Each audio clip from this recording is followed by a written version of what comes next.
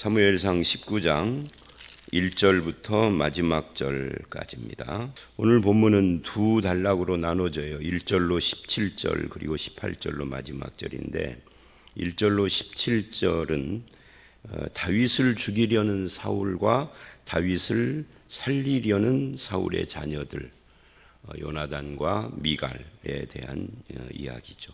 그리고 18절부터 마지막 절은 이제 도망자가 된 다윗이 경험한 하나님에 대한 이야기라고 할 수가 있습니다. 먼저 1절부터 7절은 사울과 요나단이 등장을 하죠. 사울이 다윗을 죽이라고 명령을 합니다. 그런데 그 신하들 요나단과 모든 신하에게 명령을 했는데 요나단은 다윗을 심히 좋아하므로 다윗에게 그 말을 전하는 그런 내용이 1절로 7절에 나와 있죠. 그리고 이제 아버지가 정말 어떤 의도를 가지고 있는가 보자, 내가 알아보겠다라고 합니다.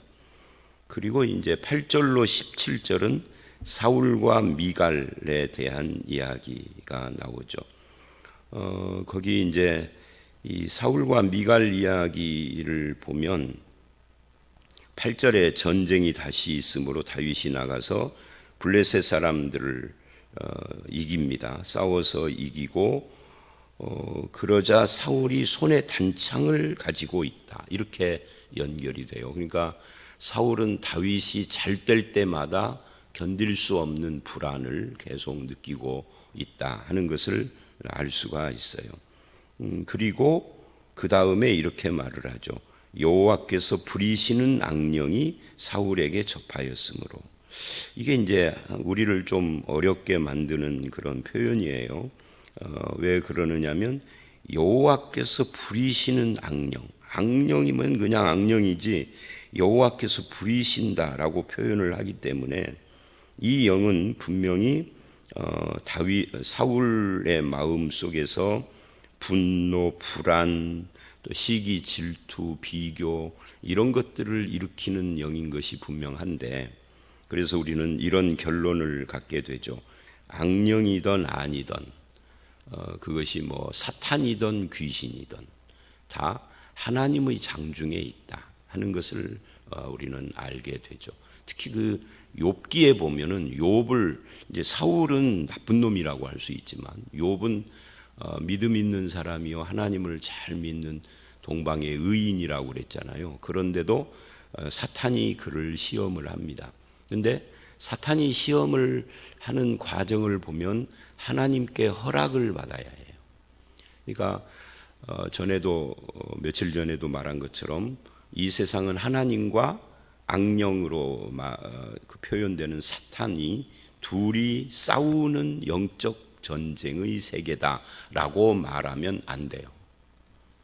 그렇게 말하는 사람들이 꽉 찼어요. 마치 사탄이 하나님과 대등한, 하나님과 싸울 수 있는 존재인 것처럼. 어떤 분은 그렇게 표현을 하죠. 이것을 대학생하고 유치원 아이하고 싸우는 것처럼. 그 하나님은 힘이 세고 사탄은 하나님보다 힘이 약하지만 싸운다 뭐 이렇게. 근데 성경을 보면 싸운다라기보다는 하나님의 지배 속에 있어요. 하나님의 어떤 뜻을 이루기 위하여서 하나님의 통제 아래에 있는 거죠. 물론 하나님의 통제 아래에 있다고 해도 여러분 우리 주변에 보면은 안 믿는 사람이 믿는 사람보다 훨씬 더 많잖아요. 다 하나님의 통제 아래에 있지만 하나님을 안 믿는 사람들인 거죠. 하나님의 통제 아래에 있지만 하나님에게 늘 대항하고 불순종하고 하는 거죠. 악령도 똑같은 거예요. 그러나 하나님을 나는 대항하고 있다라고 생각하지만 더 크게 보면은 대항이 아니라 하나님의 휘하에 있다, 장중에 있다, 뭐 이런 이야기입니다. 그러니까 온 세상을 창조하고 다스리고 섭리하시는 분은 하나님인데 그것에 반역하고 있는 무리들이 있는 거죠. 그래서 그들이 자기 뜻대로 누군가를 지배하기도 하고 유혹하기도 하고 뭐 여러 가지 사건을 일으키지만 그것까지도 하나님의 허용 속에서 이루어지는 것이다 하는 것을 알 수가 있습니다. 어쨌든 이 악령이 사울에게 접하였다. 근데 그때가 언제냐면 불안, 의심, 시기, 질투, 비교, 의식, 이런 미움 이런 것이 가득 차 있을 때 그랬다 하는 거예요.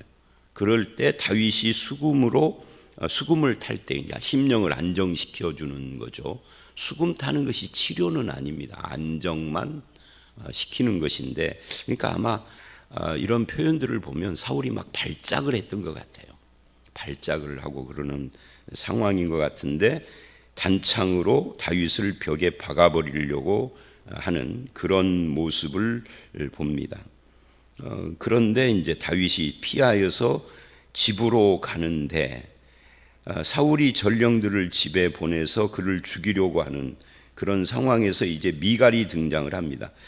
요나단은 1절에서 다윗을 심히 좋아하고 18장을 보면은 생명처럼 사랑했고, 미갈은 다윗을 죽이기 위한 사울의 전략으로 결혼시킨 딸이잖아요. 근데 미갈 자신은, 아버지는 그런 뜻이지만 미갈 자신은 진정으로 다윗을 좋아한 거예요. 그래서 그 미갈을 통해서 다윗을 구원을 합니다. 다윗을 창에 달아 내렸다라고 12절에서 말을 하고 있죠. 근데 그가 피하여 도망하니라.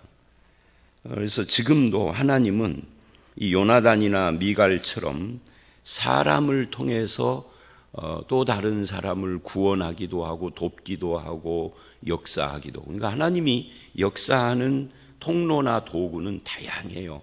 자연을 통해서도 하지만 사람을 통해서도, 사람도 하나님을 잘 믿는 사람을 통해서도 하지만 하나님을 믿는 것과 상관없는 사람을 통해서도 합니다.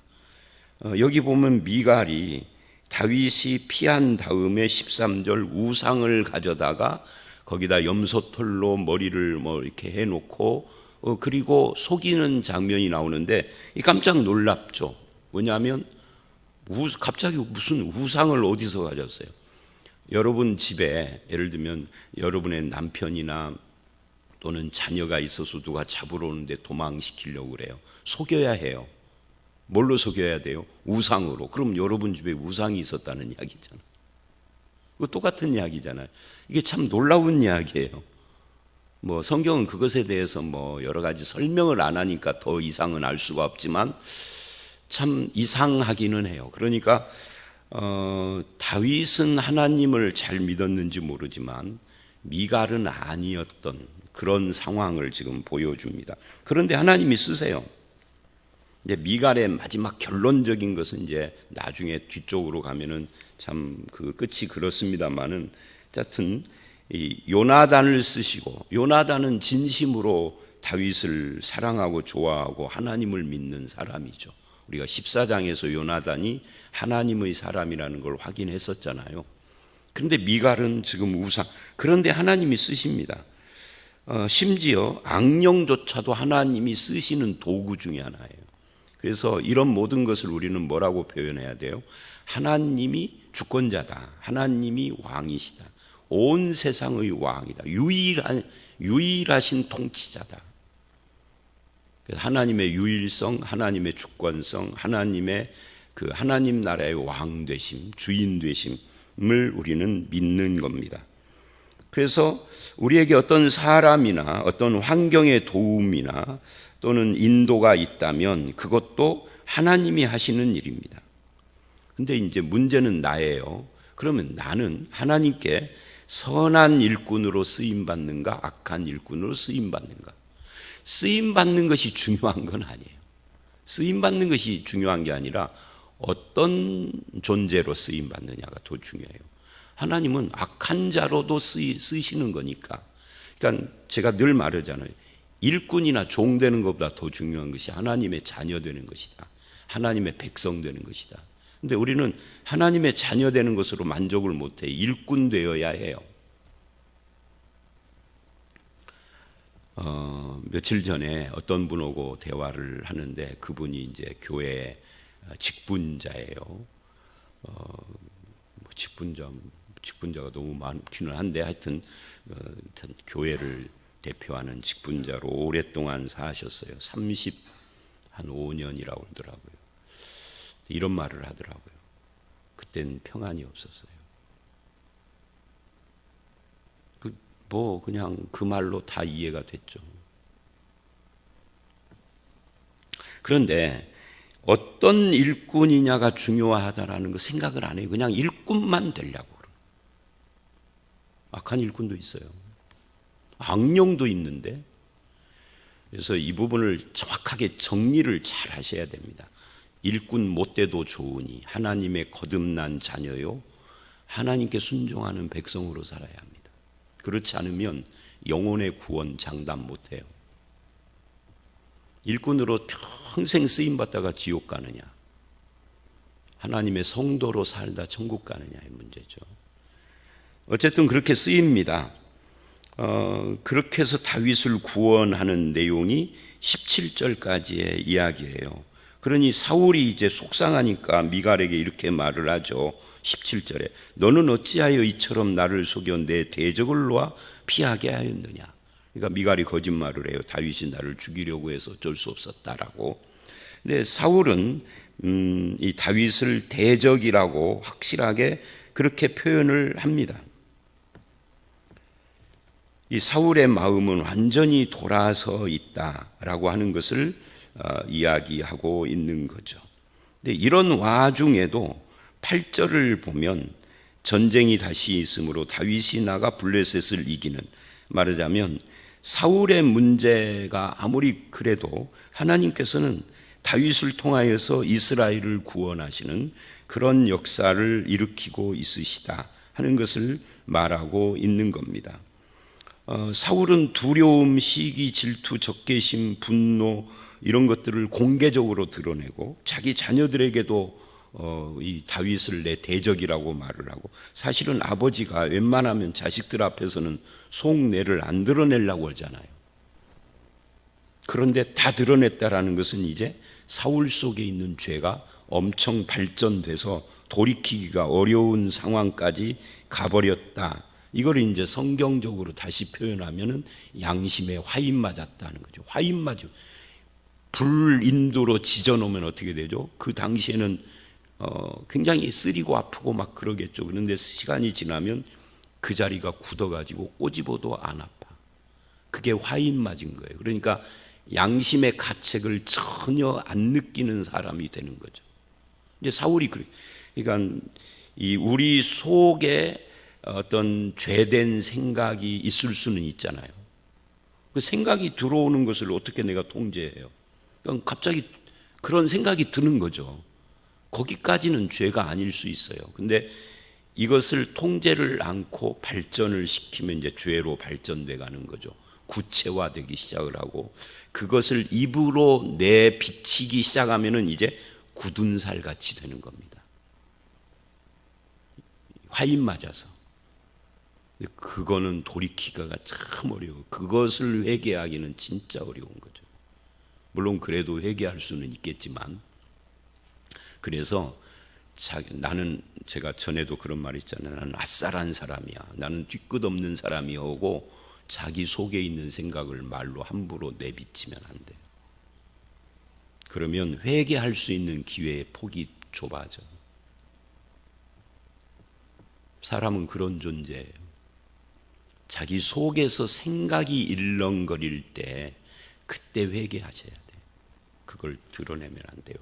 말 이렇게 함부로 하시면 안 되는 거죠. 드러내면 이제 돌이키기가 어려워지니까. 행동으로 가면은 더 어려운 거고. 그래도 회개의 기회를 주시고 회개케 하시는 하나님이시지만 어렵다 하는 이야기예요. 어렵다. 그래서 이제 사울의 모습이 그런 거예요. 그런 중에도 하나님은 다윗을 통해서 이스라엘을 구원하시는, 사울이 시기, 질투, 분노 뭐 하던 말던 하나님은 다윗을 쓰시는 그런 하나님이시다 하는 것을 보여주고 있는 겁니다. 사울의 위협 속에서도 사울의 자녀들을 통해서 다윗을 보호하고 다윗을 통해서 이스라엘을 구원하고, 그러니까 이런 상황 속에서 이스라엘을 구원해야 할 책임을 맡은 사람이 누구예요? 사울이죠. 근데 사울은 전혀 관심도 없어. 그런 쪽에 왕으로서의 자격을 완전히 상실한, 왕의 자리를 지키고는 있으나 자격은 완전히 상실한, 이후에 사울이 죽을 때까지 사울은 외적이 침입을 하든 말든 아무 관심이 없어요. 오직 다윗 죽이는 데만 관심이 있어요. 사무엘상 끝날 때까지 그런 모습을 보입니다. 근데 쫓겨 도망 다니는 다윗은 외적이 침입했다 그러면 도망 다니는 상황 속에서도 하나님께 물어. 하나님이 네가 가서 구원해라. 그러니까 도망 다니는 다윗이 이스라엘을 구원하고 오늘뿐만이 아니라 계속. 그리고 사울은 왕인데 관심이 없어. 적군이 쳐들어왔다는데도 내버려 두고 다윗만 쫓아다녀. 사람이 하나님이 아니라 어떤 인간에게 꽂히게 되면 그렇게 되죠. 그것이 사랑이 됐던 미움이 됐던. 그래서 그런 모습을 우리가 경계해야 할 필요가 있는데, 하나님은 다윗을 통해서 이스라엘을 구원하고 그 다윗은 사울의 자녀들을 통해서 구원하고 사울은 악령에 씌어서 계속 다윗을 죽이려고 하고 그런 이야기입니다. 우리는 어떻게 하나님 앞에 서는가, 또는 어떤 일꾼으로 하나님께 쓰임받아야 하는가 하는 문제와 내 속에 침투하는 죄에 대해서 우리는 어떤 반응을 보여야 하는가, 이런 것을 생각해야 하는 말씀이라고 할 수 있습니다. 그리고 이제 18절서부터 마지막은 이제 인생의 그런 위기와 고난을 통해서 다윗이 연단받기를 시작을 하는데, 일단 사무엘에게로 도망을 갑니다. 다윗이 아마 이런 마음이겠죠. 나를 왕으로 기름 부은 것이 사무엘인데, 뭐 그 배후에는 하나님이 계시지만 거기밖에 내가 의지할 데가 없다라고 위기를 당한 다윗이 생각을 했겠죠. 이 사무엘을 찾는다 하는 말은 이 성경적인 문법이라고 그래요. 그런 것을 성경적인 문법으로는 하나님을 찾는다 하는 것과 같은 거죠. 왜? 사무엘이 하나님의 사람이니까 하나님을 의지하는 거예요. 사울의 위협이 점점 증가하니까, 그래서 다윗의 집에 전령을 보내서 지키고 노골적으로 죽이려고 하는 이빨을 드러내니까 창문으로 도망해서 사무엘에게로 갔는데, 이 사무엘은 선지자예요. 하나님의 말씀의 대언자예요. 그냥 그에게 갔다는 것은 현실의 이 답답한 고통스러운 문제를 가지고 하나님 앞에 나아갔는데, 하나님은 그 위기를 당하여서 찾아온 다윗을 위해서 오늘 이 본문 우리가 읽어서 알지만 전혀 생각지도 못한 방법으로 역사를 하세요. 그 군인들을 뭐 죽인다든지, 뭐 어떻게 하늘에서 뭐 불벼락을 내린다든지 그렇게 하지 않아요. 그 대신에 19절서부터 24절을 보면 사울이 보낸 군사들이 3차례나 오는데, 오는 쪽쪽 뭐를 하게 하느냐면 애언을 하게 해요. 이게 참, 그러니까 하나님의 개그죠, 개그, 유머죠. 하나님이 굉장히 유머스러우신 분이죠. 뺨따구를 때린다든지 아니면은 뭐 그들의 뭐 무기를 녹이신다든지 하늘에서 불벼락을 친다든지 뭔가 모르릉 하면서 뭐 시내산에 서셨던 것처럼 큰 소리로 기절을 시킨다든지, 그때 이스라엘이 두려워서 막 땅에 엎드려졌잖아요. 시내산에서 제발 우리에게 직접 말하지 말게 해주십시오 라고 하는 장면이 나오거든요. 출애굽기에 보면. 그런데 여기서는 그렇게 않고 애언을 하게 하셨다 그래요. 애언을 했다. 그것도 하나님의 영이 사울의 전령들에게 임하여. 자, 보세요. 애언은 은사인데 지금 다윗을 잡으려고 왔다가 애언한 이 사람들은 믿음이 무지무지하게 좋은 사람들이겠죠. 그러니까 애언의 은사를 행하죠. 그러나요, 안 그러나요? 답이 확실한 질문으로 전환해서 애언의 은사를 쓰는 거 보니까 이 사람들이 믿음이 무지무지하게 좋은, 우리하고는 비교도 안 될 만큼 그런 좋은 사람이었다. OX. 이게 답이 확실한 거잖아요. 답이 뭐예요? 우리 교회의 OX는 항상 X니까 이 사람들이 믿음의 사람들이었다는 근거가 하나도 없잖아요. 그냥 사울의 쫄따구들이지. 근데 이 사람들이만으로 한다면 그래도 믿음이 있으니까 애언을 했겠지요 라고 하지만, 마지막에는 사울도 와서 애언을 해. 잡으러 왔다가. 사울을 믿음의 사람이라고 할 수 있어요? 악령이 접한 사람인데. 무슨 말이냐면 제가 뭘 말하려는지 이제 짐작이 다 되시잖아요. 은사로는 믿음을 측정할 수 없습니다. 아니, 더 나아가서 은사는 믿음과 상관없이도 하나님이 주셔서 쓰시는 겁니다.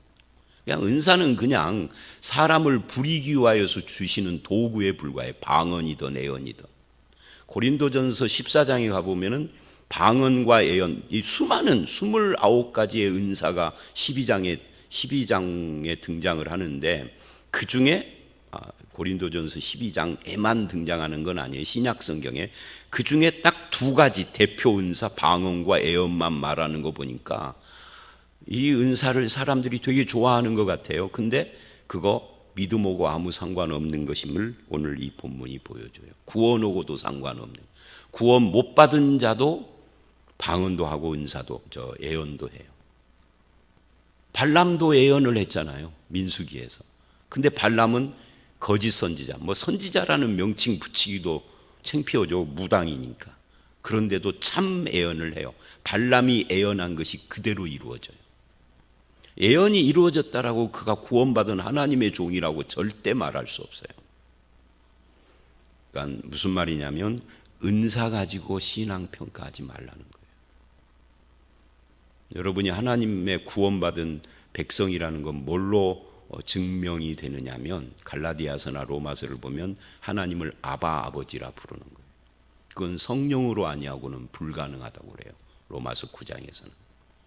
그러니까 성령이 아니고는 불가능한 그걸로 증명하는 거지, 구원받은 자도 아닌데도 애언도 오고 방언도 오는 은사를 가지고 구원을 증명할 수는 없어요. 자, 그래서 하나님은 참 유머인 거죠. 그리고 24절을 보면 사울이 하루 밤낮을 옷을 벗고, 이렇게 옷을 벗고 벌써 뭔가 수상하잖아요. 참된 하나님의 백성이라면 아무리 하나님이 주시는 애언의 은사라 해도 옷 벗고 할 리는 없어요. 벗은 몸으로 두어서. 다윗을 죽이려는 자기 계획을 막으시는 하나님의 뜻을 보여주기 위해서 하나님은 애언의 은사를 사용한 거죠. 그런데 그것이 부끄러운 모습으로 해요. 그래도 사울은 끝까지 하나님께 굴복하지 않습니다. 신앙과 아무 상관없이. 결국은 신앙이라는 것은 뭐냐면, 사울을 통해서 볼 때 내 뜻대로 마시고 하나님 뜻대로 하옵소서라고 했던 예수 그리스도의 모습, 그게 신앙인의 자세죠. 하나님께 항복하는 것이다, 그 말이에요. 항복이라는 말은 순종하는 것이죠. 근데 우리는 신앙을 믿음이나 기도를 동원해서 내 뜻을 관철시키거나 어떤 신비한 체험을 하는 것으로 신앙을 말하려고 하는 경향을 갖습니다. 그런데 성경은 그렇게 말하지 않습니다. 내 뜻을 관철하는 데 등장하는 것들은 신앙의 모습이 아닌 거죠. 자, 그래서 오늘 말씀은 결국 이 19장 전체의 결론이 뭐냐? 하나님이 다윗에게 가르치고 우리에게 가르치시려는 것이 뭐냐? 이제 드디어 도망자가 됐는데, 오늘 본문부터 다윗은 사울이 죽을 때까지 도망자잖아요. 그런데 이 위기를 당한 다윗을 통해서 강하게 그에게 가르치고 경험시킨 것은 2가지예요. 하나님은 살아계신다, 하나님은 역사하신다예요.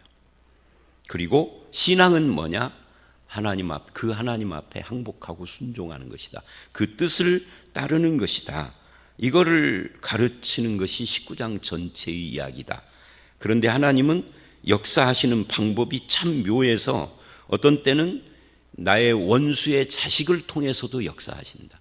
근데 그 자식이 나를 사랑하고 하나님을 믿는 자식도 있고 하나님을 안 믿는 것처럼 보이는 이상한 자식도 있는 거죠. 그리고 하나님은 은사를 통해서도 역사하시는데 정작 그 은사를 행하는 사람들은 믿음과 아무 상관이 없더라. 그런데 하나님이 역사하신다, 그 말이에요. 그러니까 살아계신 하나님, 역사하시는 하나님, 신앙은 순종하고 항복하는 것이다. 하나님께 순종하고 항복하지 않는데도 은사를 행하면 그거는 유익한 것이 아닌 거죠. 누구에게? 나에게. 그래서 저와 여러분이 살아계신 하나님, 역사하시는 하나님 앞에 그 뜻과 말씀 앞에 순종하여 하나님과 함께 동행하는데, 그렇게 하나님과 순종하여 동행하면은 좋은 일만 생기는 것은 아니다가 마지막 결론이에요. 왜요? 다윗은 하나님께 쓰임 받는 순종하는 믿음의 사람인데 도망자가 됐잖아요. 인생의 위기가 여기서 한 번으로 끝나는 것이 아니라 앞으로 10년이 넘도록 계속될 거예요. 참 어려운 거죠. 그런데도 하나님을 순종하는 삶을 끝까지 사는 것이 신앙입니다. 저와 여러분의 삶에 평안하고 좋은 일들만 계속되기를 바라지만, 이건 우리의 바람, 소망이죠. 그리 아니하실지라도 하나님께 순종하는 그런 성도의 삶을 살아가는 저와 여러분들이 다 되시기를 주의 이름으로 축원합니다. 함께 기도하겠습니다. 하나님, 다윗을 죽이려는 사울과 그 사울의 그 모든 계획을 무산시키기 위하여서 하나님께서 쓰시는 사울의 자녀들의 모습과 위기를 당한 다윗을 도와주는 하나님의 역사를 통하여서 우리는 하나님이 살아계시며 역사하시는데, 우리는 그 하나님의 그 뜻을 순종하며 주님과 함께 동행하는 삶을 살아야 하는 것을 이 말씀을 통하여서 배웠습니다. 그 길이 혹시 다윗처럼 어떤 위기에 처하는 것이나 고난에 처하는 것일지라도 하나님과 동행하며 순종하는 저희들이 되게 하시고, 또한 내가 하나님께 쓰임받는다고 하지만 믿음 없이 쓰임받는 것을 복이라 할 수 없음을 또한 받습니다. 주님, 주님께 쓰임받되 믿음으로 쓰임받고 구원받은 하나님의 자녀로 쓰임받는 우리의 남은 인생 되도록 역사해 주시옵소서. 오늘 이 하루도 살아계신 하나님과 동행하는 믿음의 하루가 되기를 원하옵고 예수님 이름으로 기도드려 싸움나이다. 아멘.